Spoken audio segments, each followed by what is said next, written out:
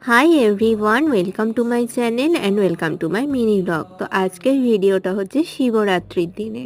তো আমি নির্জলা উপোস একদমই করতে পারি না। তোমরা কারা কারা নির্জলা উপোস করেছিলে শিবরাত্রিতে অবশ্যই কমেন্টে জানিও। তো যাই হোক, আমার তো শিবরাত্রির দিন সকালে পড়া ছিল, তো সেই জন্য পড়ে এসে স্নান সেরে গোপালকেও পুজো দিয়ে দিয়েছি। আর তারপরে এখানে বসেছিলাম মালা গাঁথতে।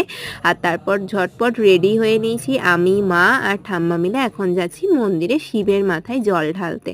আর প্রত্যেক বছর আমি রাত্রিবেলাতে জল ঢালি না, সকালবেলাতে, মানে যে বছর যেরকম টাইমে আর কি শিবরাত্রি লাগে সেই টাইমেই আর কি জল ঢালি।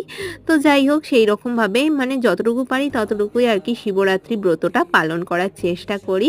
তো মন্দিরে গিয়ে প্রথমেই আমিই বসে গেছি এখানে পুজোটা দিতে। তো বাবার মাথায় সুন্দর করে জল ঢাললাম, বেশ ভাল লাগলো। আর নেক্সট পার্টটা তোমাদের অবশ্যই তাড়াতাড়ি শেয়ার করছি। ওকে, বাই।